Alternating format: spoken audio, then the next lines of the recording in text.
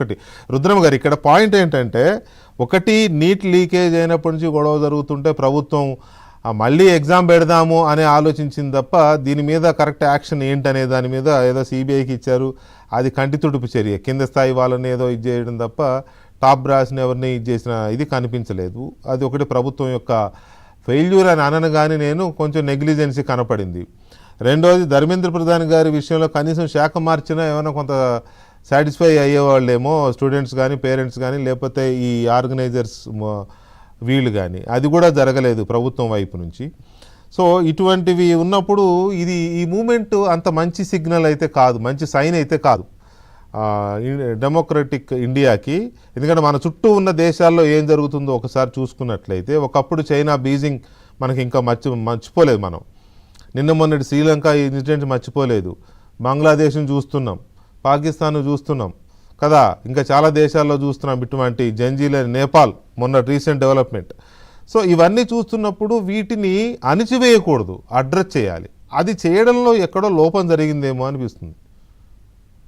వెంకటకృష్ణ గారు, ఇప్పుడు ఒక డిమాండ్ పబ్లిక్ నుంచి వచ్చినప్పుడు ప్రభుత్వం ఆ డిమాండ్ ని స్వీకరించింది, అడ్రస్ చేయాలి. దానికి సంబంధించి ఖచ్చితంగా మీరు అన్నట్టుగా నీట్ లో పరీక్ష లోపం పరీక్ష లీక్ అవ్వటం అనేటువంటిది దురదృష్టకరము. డెఫినెట్ గా ఈసారి ఆ తప్పు జరగకుండా చూసుకుంటామని ప్రభుత్వం ప్రజలకి, భారతదేశ ప్రజలకి, విద్యార్థులకి అడ్రస్ చేసింది. మళ్ళీ పరీక్ష పెట్టింది, పరీక్షా పత్రాలను హెలికాప్టర్లల్లా తీసుకొచ్చి ఇవ్వటం జరిగింది. సెకండ్ టైం పెట్టినప్పుడు ఎక్కడ కూడా పరీక్షా పత్రం అనేటువంటిది లీకేజ్ జరగలేదు. సో జరిగినటువంటి తప్పును సరిదిద్దుకున్నారు, అక్కడ అయిపోయింది. అయిపోయిన తర్వాత దానికి సంబంధించి ఫస్ట్ టైం ఎక్కడైతే ఎందుకు తప్పు జరిగింది అనేటువంటి దానిపైన ఒక ఎంక్వైరీ కమిటీ వేయడం జరిగింది. దానికి సంబంధించినటువంటిది దాని చర్యలు తీసుకునేటువంటి కార్యక్రమం ప్రభుత్వం చేస్తోంది. సో మనకేం కావాలి అనేటువంటి దానికి పరిష్కారం వచ్చిన తర్వాత ఇంకా అదే పనిగా ఒక పరీక్ష పెట్టి దాన్ని సక్సెస్ఫుల్ గా నిర్వహించారు. సెకండ్ టైం పరీక్ష పేపర్ ఎక్కడ లీక్ అవ్వలేదు.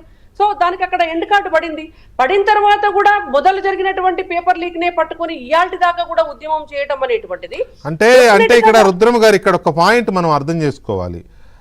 ఒక ఎగ్జామ్ కోసం ప్రిపేర్ అయిన స్టూడెంట్స్ అది లీక్ అయింది మళ్ళీ పెట్టారు కాబట్టి దాన్ని మర్చిపోవాలి అని అంటే, మొదటిసారి రాసిన వాళ్ళు ఎంతమంది లాస్ అయి ఉంటారు, రెండోసారి రాసిన దాంట్లో మొదటిసారి రాసిన వాళ్ళు ర్యాంక్ వస్తుందని ఆశలు పెట్టుకున్న వాళ్ళు రెండోసారి పేపర్ ఎంత భయంకరమైన టఫ్ వచ్చింది తెలుసా, సెకండ్ టైము చాలా భయంకరం, అసలు వాళ్ళు ఊహించలేదు. పెద్ద పెద్ద ఇన్స్టిట్యూట్లే నోరేళ్ళ పెట్టాయి ఆ పేపర్ చూసి. మరి ఫస్ట్ టైం రాసి నాకు ర్యాంక్ వస్తుందని నమ్మిన వాళ్ళే సూసైడ్లకు పాల్పడ్డారు, చాలామంది హోప్స్ వదిలేసుకున్నారు. ఇంకొక విషయం చెప్తాను నేను, నీట్ అనేది సృజన గారు అన్నారని నేను అనడంలా, అది ఒక అన్డెమోక్రటిక్ ఇది. అది అంతకుముందు స్టేట్లు ఏ స్టేట్కి ఆ స్టేట్ పెట్టుకునేవి, మనకు తెలుసు, మనందరం ఏం స్టేట్లు రాసిన వాళ్ళమే కదా, ఇంజనీరింగ్, మెడిసిన్ అన్ని కామన్గా ఉండేటివి.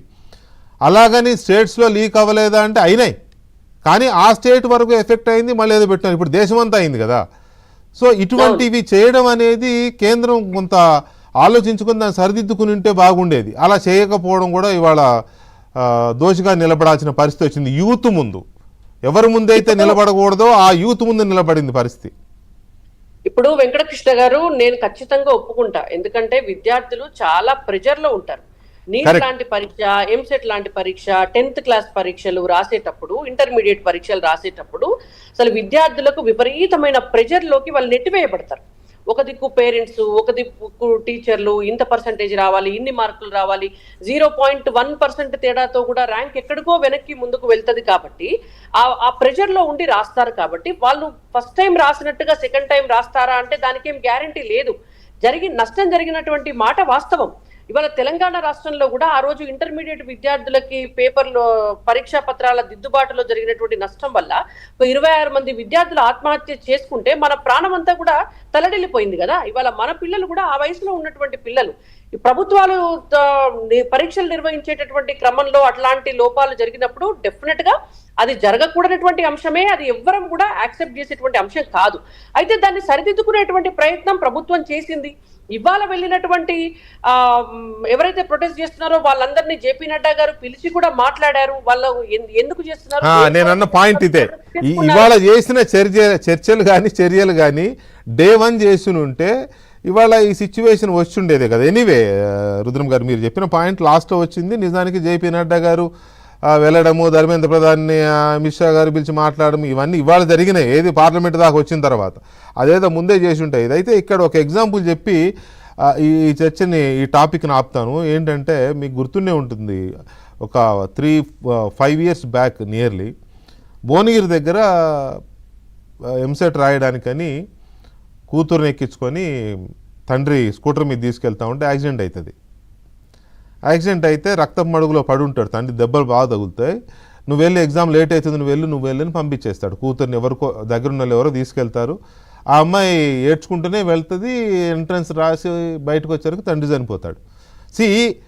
అంటే మిడిల్ క్లాస్ ఫ్యామిలీలో ఉండే ఆ మైండ్ సెట్, ఈ ఎగ్జామ్ పోతే ఇక జీవితమే లేదు, ఎంసెట్ లేకపోతే, ఇంజనీరింగ్ లేకపోతే, మెడిసిన్ లేకపోతే ఇక బతకలేరు మనుషులు అన్నట్టు ఉన్న ఈ టైంలో ఇట్లాంటి చాలా ఎగ్జాంపుల్స్ ఉండుంటాయి, కానీ ఒకటి గుర్తొచ్చింది కాబట్టి చెప్తున్నా. సో ఇటువంటి విషయాల్లో ప్రభుత్వాలు కొంచెం కేర్ఫుల్గా ఉంటే బాగుంటుందని చెప్తూ thank you very much Rudrama గారు అండ్ సృజన గారు. థ్యాంక్ యూ అండి చర్చలో పాల్గొన్నందుకు, థ్యాంక్ యూ. ఇక మనం ఇంకొక అంశానికి వెళితే, కాదంబరి